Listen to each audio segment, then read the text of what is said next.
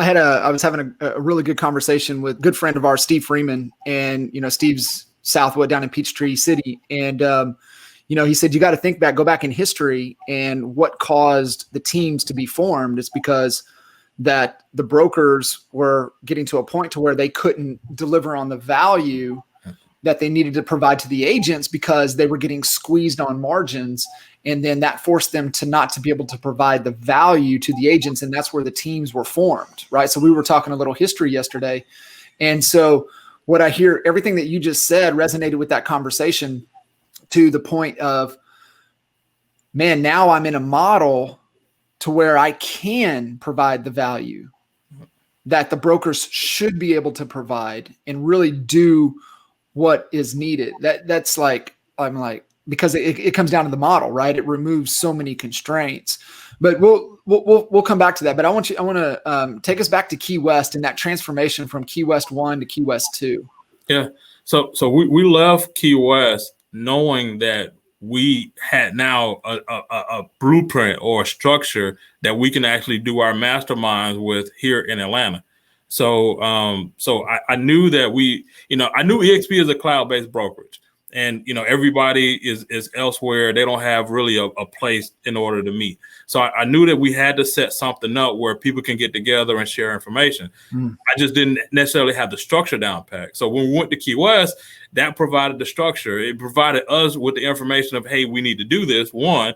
And then the second part of it, just, the structure. And you were giving us, I think we had some calls with you and you said, hey, do this first, big takeaways, what's going on. So we started doing that and just started being consistent with it. And when we first started doing it, it was like 4 or 5 of us that started doing it. And we were the ones that were sharing the information. So basically we were sharing a lot of the information that we got from you from coaching. So it's like, all right. Wasn't it wasn't like one of the first ones? It was you, Ron, Levi, and Morris. That was it. It was Dan was there. Dan was there. Okay.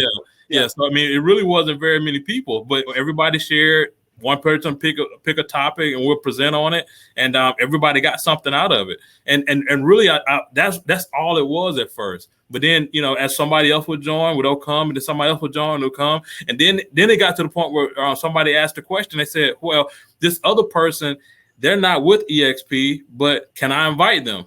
And I wasn't trying to invite outside of people that wasn't already with our company, but like it just made sense at that particular time to go ahead and do that. So they invited one person, they got something out of it, and somebody else said, well, can I invite somebody? And then they invited somebody, and then I was like, all right, this here is something to this. So this is working. So then we moved, we had a little small office that had only held 10 people.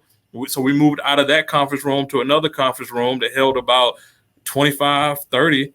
And then we started to fill that one up. So then we moved out of that one. So we had to find a space that was bigger to hold 50 people. And then we started providing food. And then that got big. And then COVID hit. So COVID hit. We didn't know what we were going to do, but it actually was a blessing, to be honest with you, within our group, because initially our plan was we started getting people outside of Georgia. And they wasn't able to participate in the masterminds that we were having. So initially the plan was to stream the mastermind so other people outside of the location can actually be able to benefit from it. But after COVID and Zoom kicked in, we started doing the Zooms. It was like, this is awesome because now we can get people around the country and, outside the country in Canada, and they can be a part of this whole thing and they can invite people and we can kind of grow and just kind of continue to build that way. That was kind of the accelerant for you guys, and really being able to tap into other people and continue, like you said, your definition of a broker inside of a brokerage is being able to add the value that you wanted your broker to be able to provide to you.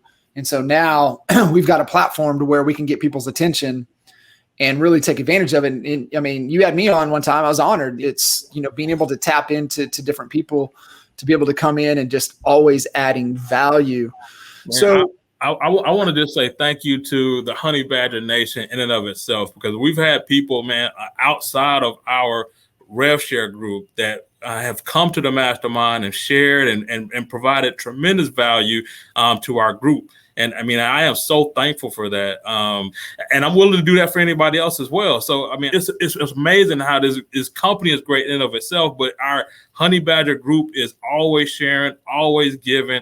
And it's no wonder we're one of the fastest ones within EXP. Yeah, 100%. And it is, it's all about what we stand for, what that Honey Badger mentality means.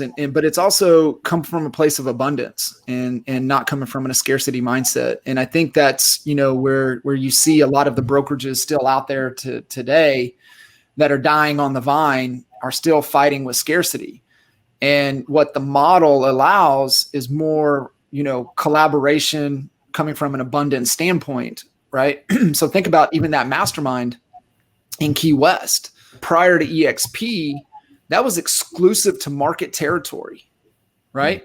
Like Tracy and Jason had Atlanta locked up. You guys wouldn't have ever been able to get into that room until we made the move to EXP to where that barrier fell. Because now it doesn't matter. Right. We're coming from a place of contribution. We're coming from a place to add value. And, the whole dynamic changed.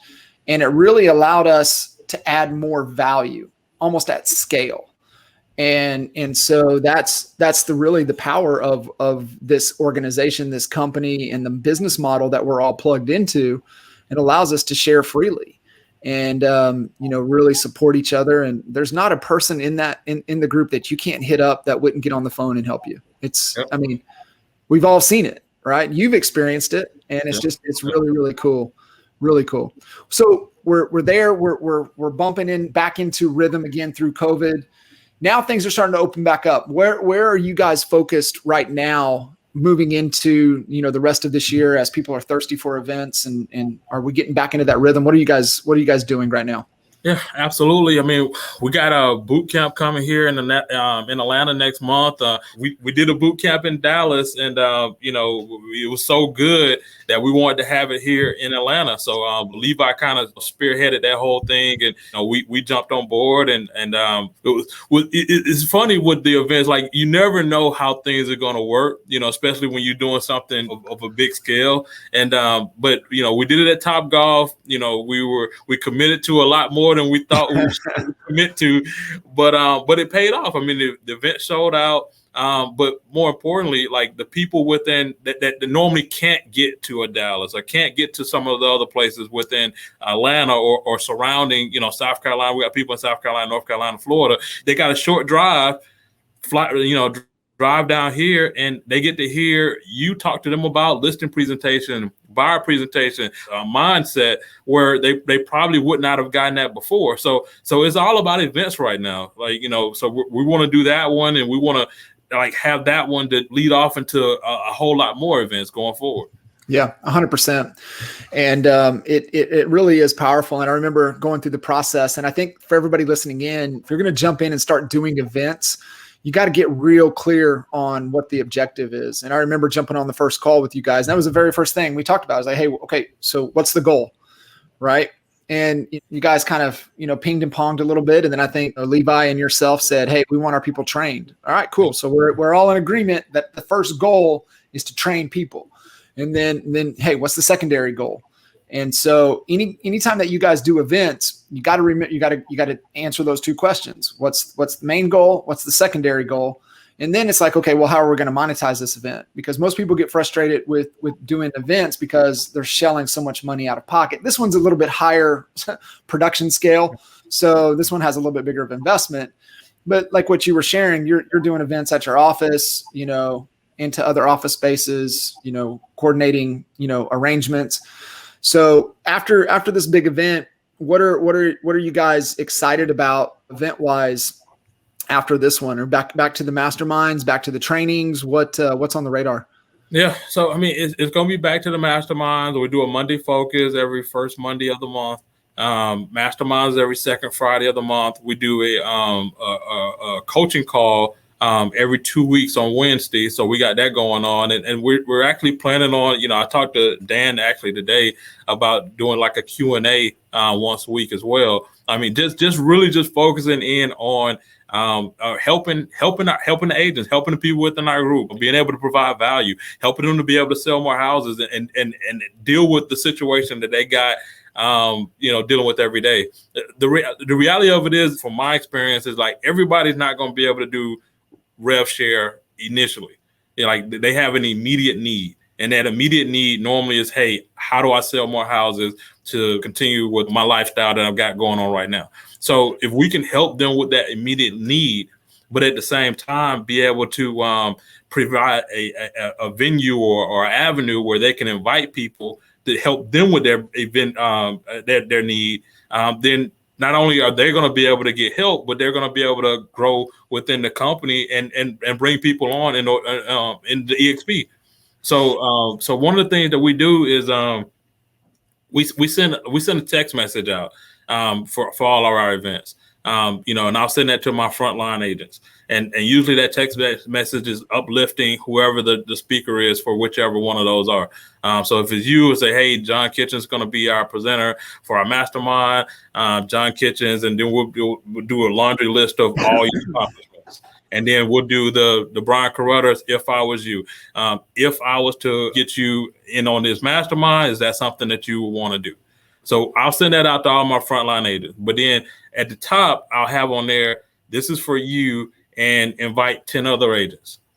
So it takes the guesswork out. They don't have, like, if somebody's selling houses, they don't have to think about how do I invite.